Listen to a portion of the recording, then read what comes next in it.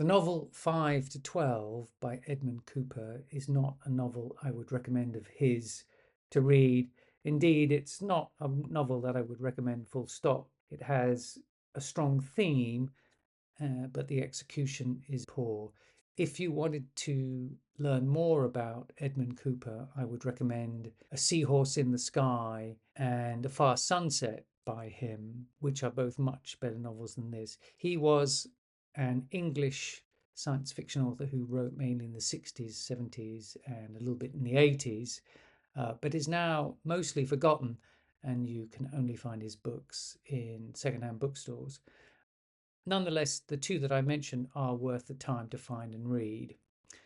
This, unfortunately, while having a strong theme, doesn't execute that theme very well. The theme that Cooper wanted to explore in this novel is the reversal of men and women's roles in society. And I just want to read you a little quote from an interview of his to give you an impression about what you might be getting into if you did decide to read this novel. In 5 to 12, I took the theme of women's emancipation, taking it somewhat further than it's now gone, and reversed the roles by taking it to the point where, okay, we emancipate women, they get this and that, but it's in the nature of human beings to always want 10% more. Then I introduced a mechanism that reduced the number of men, thus giving women a chance to become more dominant. The plot was totally subsidiary. And that is the Achilles heel of 5 to 12. The plot is totally subsidiary to the theme. So the first thing about the book, 5 to 12 refers to the ratio of men born to women. There are 5 men born for every 12 women, so men are far outnumbered than women. Also, women are now much stronger. They're as tall and as large as men, and as Cooper says in the novel, their brains are as big as men. He has an obsession about women's brains, Cooper himself.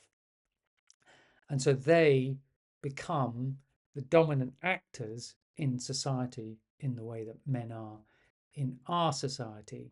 So it's it's not maternalistic society, it's a female dominated society, because these women do not want to be chained by childbirth. I want to read you another quote from the novel. Meanwhile, women everywhere revelled in the emancipation from animalism. 3 pregnancies, the sentence of the average married, mated human female in the earlier decades of the 20th century, did not only mean 27 months as a fetal vehicle, it meant at least 13 years as a programmed teaching machine. It meant 1/4 of the total average of a female lifespan. That was the real bondage. And that's what women free themselves from in this novel. Now, as Cooper says, that's the theme, and the plot is totally subsidiary to that. The plot revolves around a sport, which is the slang for a male who becomes a squire to a dom. A squire is like a boyfriend to a dom who's one of these powerful, dominating females. We follow this squire through his interactions with Queen Victoria II, who is Queen of England at that time the novel is set in the United Kingdom. And we also follow his entanglement with a plot to kill Queen Victoria by a group known as the Lost Legion, which is a covey, well, we think, is a covey of men who want to redress the balance of power between men and women. None of the plot is particularly interesting or indeed very believable. There's a humorous element involved with the Lost Legion, this alleged group of men who want to take down women, which is certainly worth a chuckle and was well done. But really, the rest of the plot falls flat.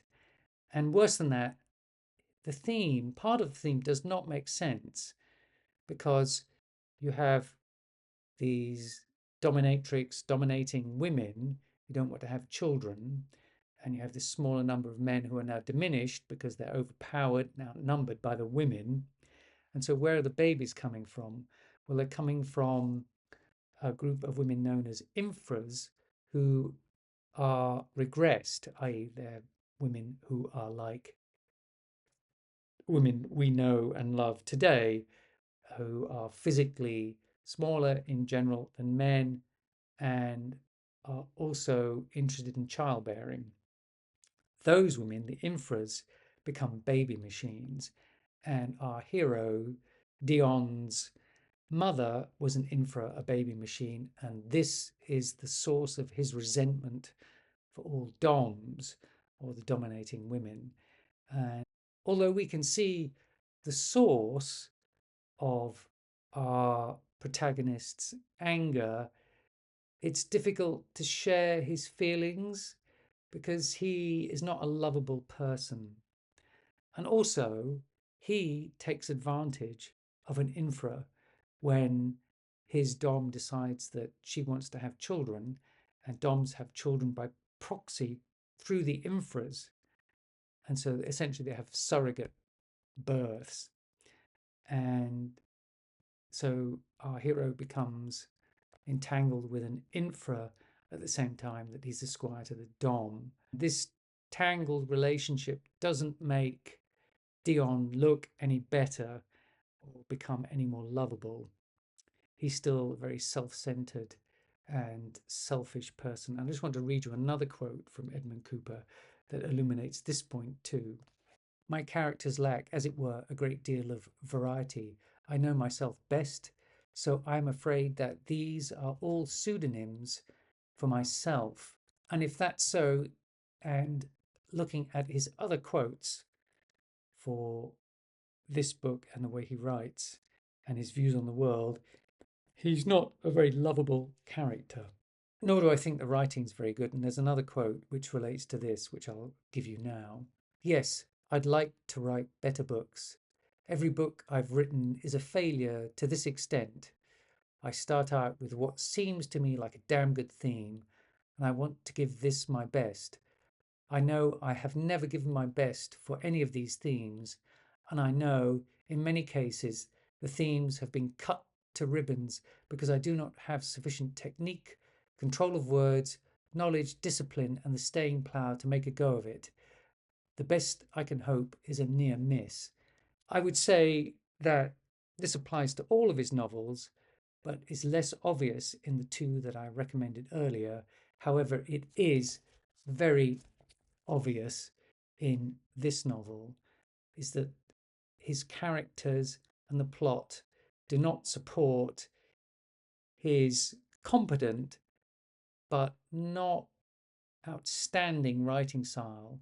In fact, my suspicion is that although he loved the theme, I don't think he really enjoyed writing this book, and I think it shows.